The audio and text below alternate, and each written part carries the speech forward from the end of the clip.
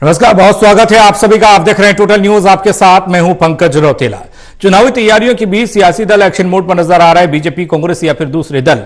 ऐसे में हरियाणा विधानसभा का शीतकालीन सत्र बड़ा अहम होने जा रहा है। इस सत्र के दौरान क्या खास देखने को मिल सकता है, ये जानने की कोशिश करेंगे चर्चा के जरिए आज, क्योंकि जहां इस सत्र में विपक्ष सरकार को बख्शने के मूड में नहीं होगा, तो वहीं सरकार चाहेगी कि वो विपक्ष और आम जनता को कोई मौका ऐसा न दे जिससे उसकी कार्यशैली पर सवालिया निशान लगे।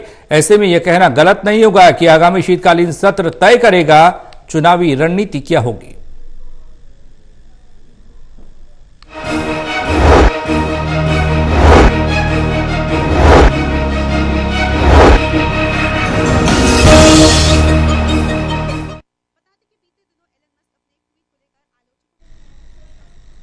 तो चर्चा की शुरुआत करेंगे, आज सवाल जवाब इसी पर होगा, लेकिन उससे पहले आपको खबर दिखा रहे हैं। खबर क्या कह रही है?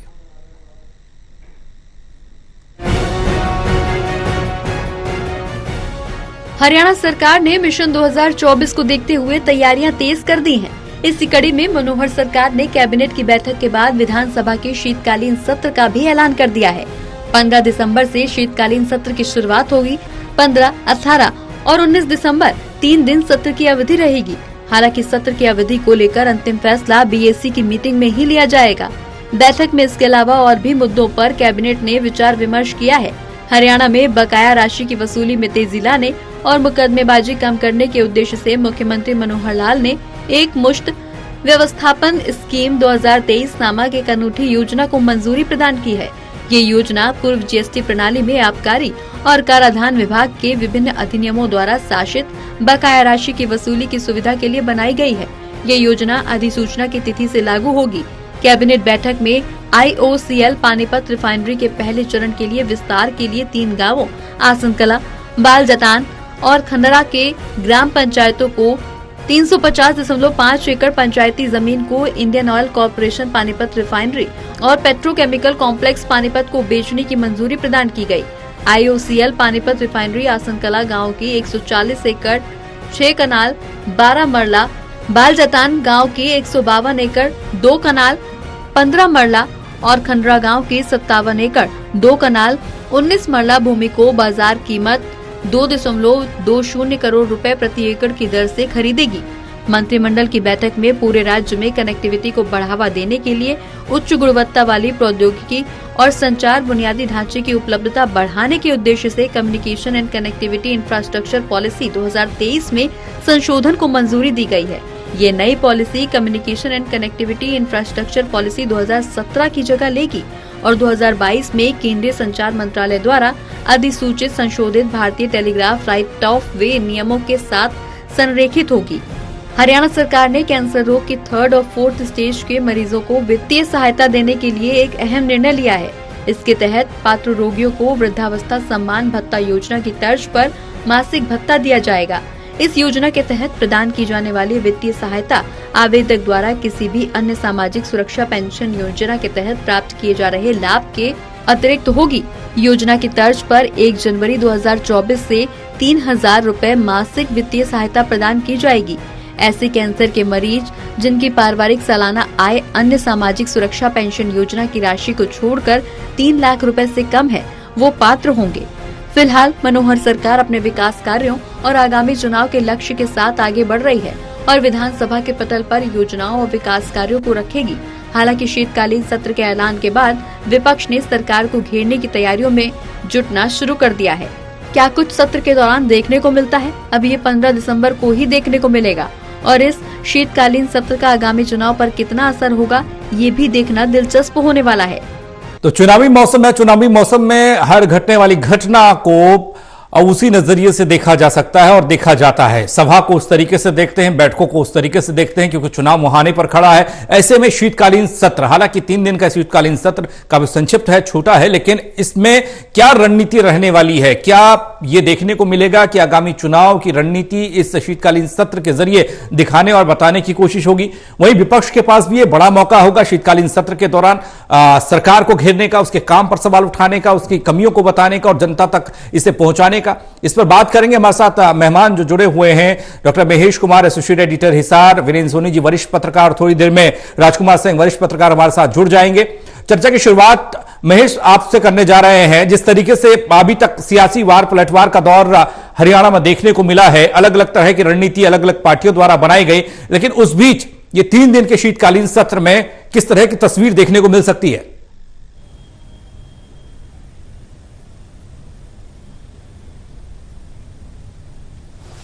देखिए, बिल्कुल हमले की तैयारी यहां पर भूपेंद्र सिंह हुड्डा की तरफ से की जाएगी। भूपेंद्र सिंह हुड्डा हर वो मुद्दा उठाने की कोशिश करेंगे जिससे सरकार सवालों के घेरे में खड़ी हो जाए और एक तरीके से कटघरे में मनोहर लाल को खड़ा कर शायराना अंदाज में, जो कि हमने पिछली बार देखा था भूपेंद्र सिंह हुड्डा शायराना अंदाज में हमला लगातार बोल रहे थे, मुझे लगता है कि इस बार भी अंदाज लगभग वही रहने वाला है। शायराना अंदाज में भूपेंद्र सिंह हुड्डा यहां पर हमलावर नजर आएंगे। मनोहर सरकार पर, पूरी कार्यशैली पर सवाल यहां पर खड़ा करने की कोशिश लगातार भूपेंद्र सिंह हुड्डा की तरफ से की जाएगी। और मुझे लगता है कि सबसे अहम जो सवाल सामने आने वाले हैं वो युवाओं की बेरोजगारी को लेकर सामने आने वाले हैं, क्योंकि युवा जो है इस वक्त हताशा और निराशा की स्थिति में कम से कम कांग्रेसियों को नजर आ रहे हैं। तो कांग्रेसी ये कोशिश जरूर करेंगे कि रोजगार को लेकर हरियाणा प्रदेश में क्या कुछ स्थिति इस वक्त बनी हुई है। और जो डोंकी रूट से जो लोग विदेशों में पहुंच रहे हैं, हरियाणा के हर एक गांव से, हर एक जिले से बड़ी तादाद में युवा निराश होकर, परिस्थितियां यहां पर इस तरीके की बन चुकी हैं कि उन्हें किसी भी तरह के काम धंधे में किसी भी प्रकार का जो रोजगार है वो हासिल नहीं हो पा रहा है। तो डोंकी रूट से भी बड़ी तादाद में हरियाणा के ग्रामीण युवा अब विदेशों तक पहुंच रहे हैं। तो ऐसे में मुझे लगता है कि वो मुद्दा जरूर यहां पर भूपेंद्र सिंह हुड्डा उठाने की कोशिश करेंगे, जिससे युवाओं का ज्यादा से ज्यादा जो समर्थन है भूपेंद्र सिंह हुड्डा हासिल कर पाए। इसके अलावा कर्मचारियों से जुड़े मुद्दे भी सामने रखे जाएंगे। महिलाओं की स्थिति को लेकर भी जरूर यहां पर हरियाणा विधानसभा के अंदर सवाल उठाने की कोशिश भूपेंद्र सिंह हुड्डा करेंगे। और साथ ही सबसे बड़ा जो चुनावी मुद्दा इस वक्त जो राजस्थान में, कल भी मैंने उसका जिक्र किया कि 400 रुपए में एलपीजी गैस का सिलेंडर, अगर हरियाणा की सरकार क्या 400 रुपए में एलपीजी गैस का सिलेंडर दे सकती है? अगर राजस्थान में भारतीय जनता पार्टी का चुनावी वायदा है, हालांकि कांग्रेस पार्टी ने राजस्थान में 500 रुपए में एलपीजी गैस का सिलेंडर देने का ऐलान किया था, लेकिन भारतीय जनता पार्टी ने 100 रुपए कम कर, हालांकि गहलोत सरकार लगातार 500 रुपए में एलपीजी का गैस सिलेंडर पहले से राजस्थान के लोगों को दे रही थी, लेकिन बीजेपी ने चुनावी नारा 400 का बना दिया। तो ऐसे में चुनावी परिस्थितियों के मद्देनजर कांग्रेस पार्टी ने वहां 400 रुपए में एलपीजी का गैस सिलेंडर देने का ऐलान कर दिया था। अब वही परिस्थिति क्या हरियाणा में बन सकती है, क्योंकि चुनावी मौसम यहां पर भी सामने है, पहले लोकसभा उसके बाद विधानसभा। तो ऐसे में भूपेंद्र सिंह हुड्डा ये पूरी कोशिश करेंगे कि मनोहर लाल पर इतना दबाव बना दिया जाए कि हरियाणा प्रदेश में 400 रुपए का गैस सिलेंडर देने का ऐलान मुख्यमंत्री को करना पड़े, या इतना ना भी हो तो कम से कम उसमें कटौती जरूर की जाए। हालांकि राजस्थान में जो ऐलान हुआ, जिसने ऐलान किया उसके बाद उन्होंने ही कन्नी काटना शुरू कर दिया, क्योंकि 400 रुपये उन्हें भी लगा कि हालांकि क्या उन्होंने वादा किया है चुनावी मौसम में, क्या बात उनके मुंह से निकल गई। इस तरीके से अगर हरियाणा में होता है तो काफी ज्यादा मुद्दा इसका बन सकता है, और खासकर कांग्रेस तो ऐसे मुद्दों को लपकने के लिए तैयार बैठी है। राजकुमार सिंह जी, मैं आपके पास आ रहा हूं। जिस तरीके से चुनावी मौसम दिखाई दे रहा है, मूड दिखाई दे रहा है, तो यहां बैठकें होंगी तो उस पर भी चुनावी चश्मे से देखा जाएगा उस बैठक को। अब शीतकालीन सत्र 3 दिन का, ऐसे में क्या तस्वीर उभरती हुई दिख रही है? क्या यहीं से चुनावी रणनीति बनना शुरू हो जाएगा? देखिए, अगर हरियाणा में चुनाव निर्धारित टाइम पर होते हैं जी, तो अक्टूबर में होंगे अगले साल, यानी उससे पहले और भी 2 सत्र कम से कम हो सकते हैं। लेकिन अगर लोकसभा के साथ हुए तो ये लगभग आखिरी सत्र होगा, क्योंकि बजट सत्र जो होगा बड़ा औपचारिक सा होगा।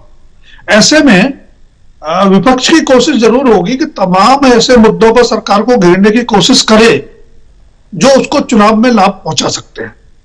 कुछ मुद्दों की चर्चा जैसे भी गैस सिलेंडर की हुई, लेकिन बात खाली गैस सिलेंडर तक सीमित नहीं रहेगी जी। अगर बात उठेगी तो जितने मुद्दे राजस्थान में या मध्य प्रदेश में चुनाव के मद्देनजर उठे हैं और जिस तरह के पॉपुलिस्ट प्रॉमिस किए गए हैं, उस सब की मांग भी होगी। और मुझे लगता है कि सरकार के भी ध्यान में वो चीजें होंगी। आप देखें कि खाली राजस्थान का सवाल नहीं है, मध्य प्रदेश में भी चुनाव से चंद महीने पहले बहुत सारे वायदे सरकार ने किए और उसमें अमल भी शुरू हुआ कुछ योजनाओं पर जी। छत्तीसगढ़ में भी हुआ। लेकिन इस विधानसभा सत्र की बात करें जो अभी होगा 15 दिसंबर से, उसमें मुझे लगता है एक मुद्दा तो निजी क्षेत्र में 75% आरक्षण वाला जो था और जिसको हाई कोर्ट ने खारिज कर दिया, वो एक बड़ा मुद्दा बनेगा। अपोजिशन जरूर चाहेगा कि उसको एक बड़ा मुद्दा बनाए। हालांकि सरकार ने अपनी तरफ से कोशिश की, जो काम करने का था वो किया। अब हाई कोर्ट के फैसले के खिलाफ सुप्रीम कोर्ट जाने का रास्ता खुला हुआ है। तो इस तरह के मुद्दे जरूर धार देने की कोशिश की जाएगी अपोजिशन की तरफ से, जो चुनाव में बड़ा मुद्दा बन सकते हैं, चाहे वो 75% आरक्षण का हो निजी क्षेत्र में, चाहे वो ओपीएस की डिमांड का हो, जो हिमाचल में बड़ा मुद्दा था, राजस्थान के चुनाव में बड़ा मुद्दा उभर के सामने आया। तो इस तरह के कई मुद्दे होंगे। जी वीरेंद्र सूरी जी, चर्चाएं लगातार मंचों से जो बात कही जाती है, आरोप लगाए जाते हैं, प्रत्यारोप होता है, उस पर होती है, लेकिन इधर अब बैठकों के जरिए जो मंत्रणा की जाती है उस पर भी सवाल उठाए जाएंगे। शीतकालीन सत्र में विपक्ष भी लगातार घेरने की कोशिश बाहर तो कर ही रहा है, अब सदन के अंदर भी करेगा, क्योंकि मौजूदगी अपनी दिखानी है। मुद्दे भी तमाम हैं जो इस वक्त कटघरे में खड़े हैं, जिस पर सवाल उठ रहे हैं। क्या लगता है? देखिए, जो विधानसभा सत्र हो रहा है, अब देखिए, चाहे पिछली सरकारें भी थी, ये शुरू से हरियाणा में परंपरा रही है, जो विधानसभा का सत्र होता है शुक्रवार को शुरू होता है। कई बार इस बात पर विवाद भी हुआ भी शुक्रवार को क्यों, क्योंकि शनिवार और रविवार का तो अवकाश होता है। सिर्फ एक सत्र की बैठक के लिए आप शुक्रवार को क्यों बुलाते हैं? क्योंकि अब ये 15 दिसंबर से शुरू हो रहा है, शुक्रवार है, फिर शनि इतवार है, फिर सोमवार से शुरू हो जाएगा। तो जो शुक्रवार का सत्र होता है उसमें विधायकों का भत्ता बन जाता है, मतलब सत्र की अवधि बढ़ जाती है। 3 दिन का सत्र है, लेकिन शनिवार और इतवार को भी शामिल कर लिया जाता है। तो ये पूर्व सरकारों की परंपरा चली आ रही है। मुझे लगा था कि मनोहर लाल जी इस मिथक को तोड़ेंगे, लेकिन उन्होंने भी ऐसा एक आध बात किया है, लेकिन तब भी वही शुक्रवार से ही सत्र होता है। विधानसभा अध्यक्ष ज्ञानचंद गुप्ता हैं, उनको भी हालांकि बड़े जिस मामले में बड़े सजग रहते हैं और सतर्क रहते हैं, वो भी इस परंपरा को नहीं बदल पाए।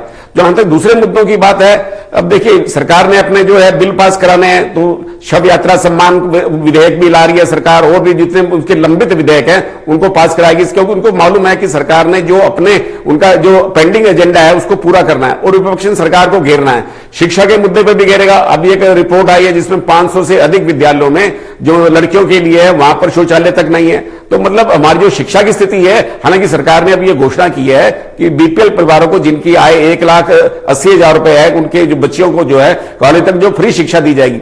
लेकिन वो विपक्ष उठा रहा है कि ये तो सबके लिए फ्री होनी चाहिए, जो गरीब बच्चे हैं, क्यों सिर्फ जिनकी आय 1,80,000 उन तक की क्यों, उनको भी बढ़ाया जाना चाहिए, इसका दायरा बढ़ाया जाना चाहिए। लड़कियों के लिए मुफ्त शिक्षा कॉलेज तक दी जानी चाहिए। लेकिन वहां जो प्रबंध समिति प्राइवेट कॉलेज है उनके अपने तर्क हैं।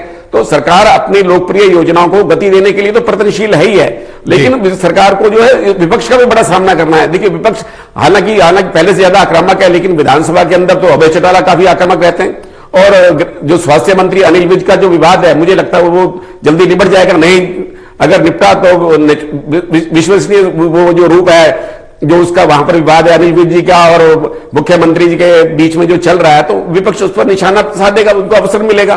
तो ये लगता है कि इस पर स्थिति पहले ही पटाखेप हो जाएगा ये। और जहां तक दूसरी बात है, अब भारतीय जनता ने इस बार फिर जो है 75 पार का नारा दिया है। जो प्रदेश अध्यक्ष है नैब सैनी, उन्होंने फिर बार कहना शुरू कर दिया कि हम तीसरी बार भी सरकार बनाएंगे, और 75 पार का नारा भी उन्होंने देने का जो है प्रयास फिर शुरू किया है। अब ये 75 पार का इस बार कितना सफल हो पाएगा, पिछली बार तो 40 तक अटक गए थे, और अब क्या स्थिति रहती है तो समय बताएगा। लेकिन मुख्यमंत्री जी ने जो अपनी जन सेवा यात्रा समालखा से शुरू की है, उसका एक सीधा संदेश है कि वहां उन्होंने अप्रत्यक्ष रूप से उम्मीदवारों की भी घोषणा शुरू कर दी है। उसका यह उदाहरण है कि समालखा जो रैली के संयोजक थे संजय छोकर, उनके बारे में उन्होंने स्पष्ट कहा कि इनके जो भी ये अपने गांव के काम बताएंगे समालखा विधानसभा के, वो इनके माध्यम से ही होंगे। और इस हरियाणा के जितने भी काम हैं वो कृष्ण कुमार जो राज्यसभा सदस्य हैं उनके माध्यम से भी होंगे, पानीपत शहर के और ग्रामीण के विधायक वहां के विधायकों के माध्यम से होंगे। जो का उनका नाम देने का आशय ये था, वहां जनता में इस बात की प्रतिक्रिया हुई, क्या मुख्यमंत्री जी इस तरह उम्मीदवारों की घोषणा कर रहे हैं। देखिए, जो कृष्ण पवार हैं वो राज्यसभा के सदस्य हैं, लेकिन उनकी जो रुचि है इस हरियाणा में, इस हरियाणा से वो पिछला चुनाव हार गए थे। तो इसका कहने का आशय क्या है? देखिए, लोग इसका अर्थ निकाल रहे हैं, पार्टी कार्यकर्ता भी अर्थ लगा रहे हैं। और संजय छोकर जो है कांग्रेस से भारतीय जनता पार्टी में है, उनके बारे में स्पष्ट मुख्यमंत्री की घोषणा, तो निश्चित रूप से वहां कार्यकर्ताओं में एक संदेश जा रहा है। तो ये देखा जाए, भारतीय जनता पार्टी ने अपनी तैयारी शुरू कर दिया है। विधानसभा सत्र में तो औपचारिकता होती है, वहां तो वाद विवाद होता है, उनको मालूम है वही विपक्ष के अपने मुद्दा सरकार को घेरने का प्रयास करते हैं। ये जानने की कोशिश थी कि सरकार का बोलबाला रहता है। बजट में क्या प्रदेश की जनता के लिए कोई बड़ा काम होगा, कोई बड़ा विधेयक, कोई ऐसा इफेक्टकारी विधेयक लाया जा सकता है जिससे कि इस चुनावी मौसम में एक करंट दौड़ सकता है, या वो करंट कह सकते हैं बीजेपी की तरफ आ सकता है। महेश, कोई विधेयक ऐसा दिखाई दे रहा है? आपने युवाओं की बात की, बेरोजगारी की बात की और श्रमिकों की बात की, कहां पर परेशानी श्रमिकों के लिए आ रही, क्योंकि पोर्टल के जरिए तमाम चीजों को बेहतर बनाया गया, आम लोग भी कहते दिखाई दिए कई बार कि बहुत ज्यादा परेशानी हो रही है, विपक्ष ने इसे मुद्दा भी बनाया। तो श्रमिक एक तरफ रह गए, कर्मचारी एक तरफ रह गए, दूसरी तरफ नौजवान रह गए जो रोजगार की बांट जोड़ रहा है, तीसरी तरफ वो लोग जो पोर्टल से परेशान है।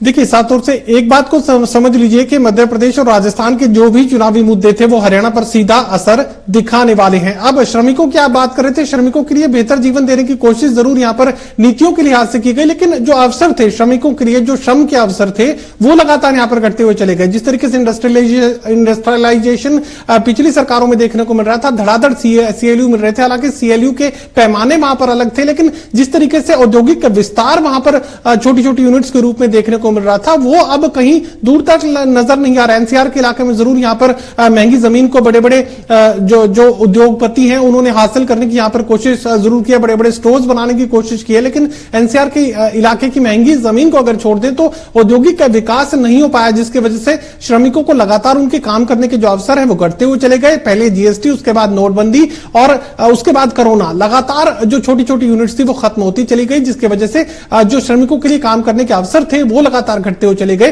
पॉलिसीज में बहुत कुछ मजदूरों के लिए रखा गया, श्रमिकों के लिए रखा गया, उनके भोजन तक की व्यवस्था दी गई, उनको स्वास्थ्य बेहतर उनका हो पाए, ये तमाम योजनाओं में रखा गया, लेकिन चूंकि उनके काम करने के अवसर ही नहीं पैदा हो रहे थे, तो जिस वजह से बड़ी परेशानी यहां पर श्रमिकों को झेलनी पड़ी है। फिलहाल योजनाओं के लिहाज से आए दिन मुख्यमंत्री एक नई योजना की घोषणा यहां पर करेंगे, क्योंकि उन्हें हवाओं का रुख बदलना है। हवाओं का रुख अब मनोहर लाल समझ चुके हैं। इसे 2 दिन पहले का जिक्र करें तो यहां पर बच्चियों के लिए मुफ्त शिक्षा की योजना सरकार की तरफ से लागू की गई थी। उसके बाद अब अगर नई योजना का जिक्र करें तो यहां पर कैंसर पीड़ितों के लिए, जो कि हरियाणा प्रदेश में बड़ी तादाद में कैंसर पीड़ित है, गरीब लोगों के लिए, जो निम्न आय वर्ग के हैं, जिनकी आय सीमित है, उनके लिए तमाम सरकारी योजनाओं के जो लाभ पहले से वो ले रहे हैं, उसके अतिरिक्त 3,000 रुपए महीना सरकार की तरफ से देने का ऐलान किया गया। और इस तरह की बारिश आप आए दिन देखने की को हरियाणा प्रदेश में मिलेगी, क्योंकि सरकार ही चाहती है कि जनता को ज्यादा से ज्यादा सुविधाएं देकर सरकार के पैसे से भारतीय जनता पार्टी के लिए वोटों का बंदोबस्त कर लिया जाए। हालांकि विधानसभा की अग्नि परीक्षा जरूर हरियाणा प्रदेश में दूर है, लेकिन लोकसभा की अग्नि परीक्षा का सामना यहां पर भारतीय जनता पार्टी हरियाणा को भी करना है, और पूरी की पूरी जवाबदेही जो है वो मनोहर लाल की रहेगी। राजकुमार जी, आपके पास हमारे सवाल ये है कि ये जो सत्र है जो 3 दिन का है, इसमें जब कार्यवाही होगी, क्या कोई ऐसा विधेयक है जो पास होगा और जिससे जनता के बीच में एक करंट दौड़ सकता है? कुछ ऐसा बचा है? क्योंकि 9 साल का कार्यकाल तो सरकार पूरा कर चुकी है, लगभग तमाम काम कर चुकी होगी या विधेयक पास करा चुकी होगी। कोई ऐसा महत्वपूर्ण विधेयक जो इस दौरान देखने को मिल सकता है जिसका असर जनता पर रहेगा?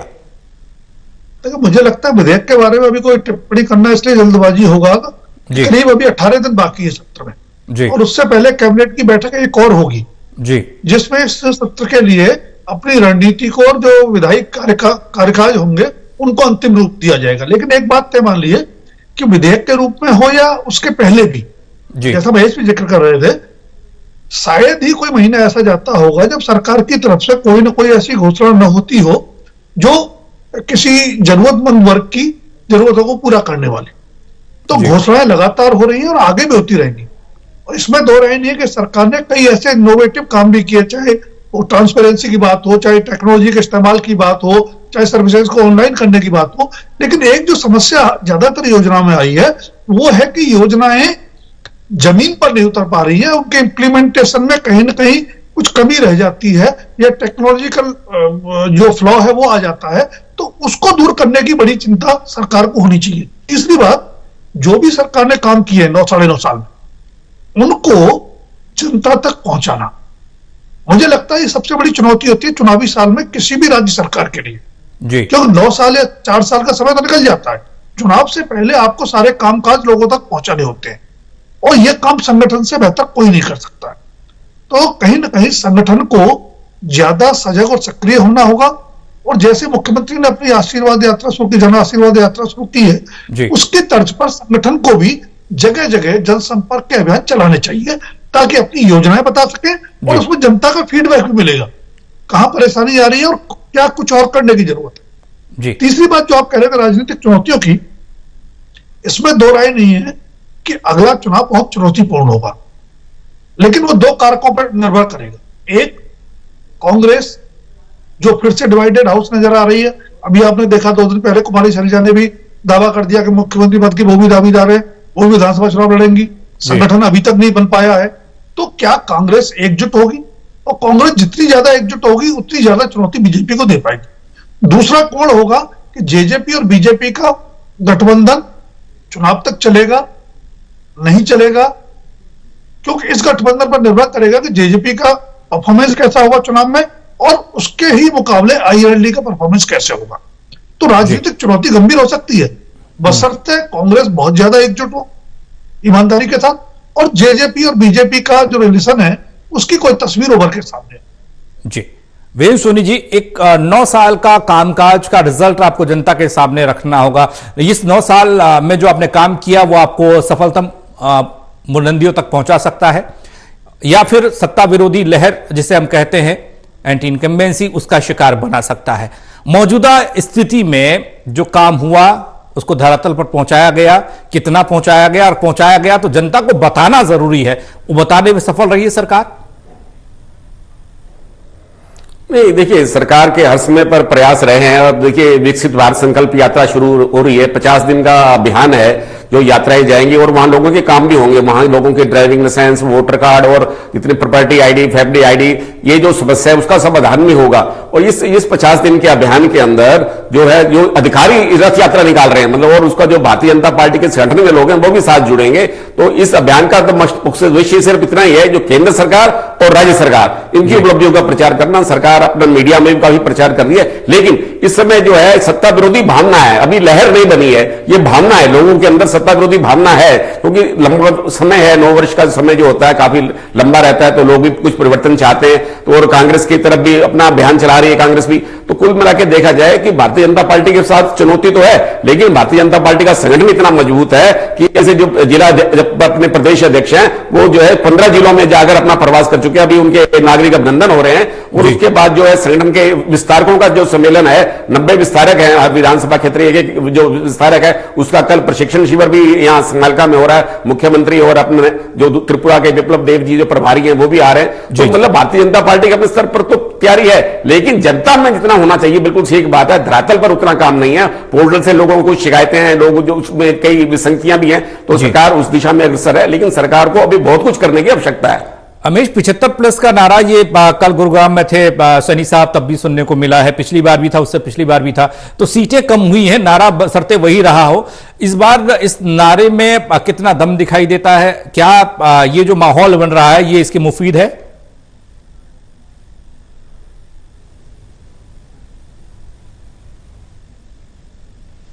देखिए, मुझे लगता है पंकज 75 पार की बजाय अगर वो 74 कहते तो ज्यादा बेहतर होता, या 76 ही कर लेते। 75 जो है वो अनलक्की भारतीय जनता पार्टी के लिए साबित हुआ, और 75 कहते ही अगर कांग्रेस पार्टी के किसी नेता के सामने आप ये कहेंगे कि भारतीय जनता पार्टी का दावा 75 पार, तो जवाब यही आना है कि पिछली बार भी तो था, तब क्या हुआ, अब भी वही हवा निकलेगी और उससे खराब स्थिति देखने को मिलेगी। तो कम से कम 74 या 76 करते तो ज्यादा बेहतर रहता, लेकिन फिलहाल भारतीय जनता पार्टी के रणनीतिकारों ने अगर 75 तय ही कर लिया है तो बिल्कुल 75 के लिहाज से जनता के बीच जाने की कोशिश यहां पर की जाएगी। अब जिक्र यहां पर चल रहा था कि एक एक नाम ही यहां पर मुख्यमंत्री तय करते हुए नजर आ रहे हैं। आप पीछे जाकर जरा मुख्यमंत्री की जन संवाद यात्रा, जन आशीर्वाद यात्रा को जरा समझने की कोशिश कीजिए। पिछले चुनाव में किस तरीके से अलग अलग यहां पर पॉइंट्स दिए गए थे भारतीय जनता पार्टी के तमाम नेताओं को, अलग अलग पॉइंट्स पे अपना अपना शक्ति प्रदर्शन तमाम लोग करते हुए नजर आ रहे थे, लेकिन जो आपस का संघर्ष था वही भारतीय जनता पार्टी के लिए सबसे बड़ी चुनौती बन गया, और सबसे बड़ा संकट भी वही चुनाव के दौरान साबित हुआ। इस जन आशीर्वाद यात्रा के दौरान जो अलग अलग पॉइंट्स भारतीय जनता पार्टी के अलग अलग उम्मीदवारों को, संभावित उम्मीदवारों को दिए गए थे, वो संघर्ष का, भारतीय जनता पार्टी के अंदरूनी संघर्ष का सबसे बड़ा विधानसभा स्तर पर कारक बना, जिसकी वजह से बड़ा नुकसान भारतीय जनता पार्टी को झेलना पड़ा था। और यही वजह कि इस बार किसी तरह की यात्रा से बचते हुए रैलियां यहां पर रखी गई है। रैली में अलग अलग स्थानों में दे दिए जाएंगे, अपने अपने सेक्टर्स बांट दिए, वहां पर अपने अपने लोगों को लाकर बैठाने का काम करें। रैली का मैनेजमेंट आसान है, बजाय कि किसी तरह की यात्रा का मैनेजमेंट किया जाए। अगर प्रतिस्पर्धा अपने ही नेताओं के बीच भारतीय जनता पार्टी करती है तो उसका सीधा नुकसान भारतीय जनता पार्टी को झेलना पड़ा है। यह एक्सपेरिमेंट नाकाम भारतीय जनता पार्टी का साबित पिछले चुनाव में हो चुका, और यही वजह कि इस बार किसी भी तरह की आपसी प्रतिस्पर्धा भारतीय जनता पार्टी तो वक्त बताएगा किस तरीके से कंपटीशन रहता है, आपस में ही कंपटीशन रहेगा और संजीत कर जाएंगे तो रैली का आयोजन होगा, आसानी से मैनेज होगा, हरा पाना मुश्किल नहीं होगा इतना। बहुत शुक्रिया आप तीनों का हमारे साथ जुड़ने के लिए और तमाम चर्चा के लिए। हरियाणा विधानसभा के शीतकालीन सत्र का ऐलान तो हो गया, 15 दिसंबर से यह सत्र शुरू होने वाला है। नजर इस सत्र पर भी रहेगी, क्या कुछ खास रहता है। फिलहाल सियासी शोर बहुत ज्यादा है।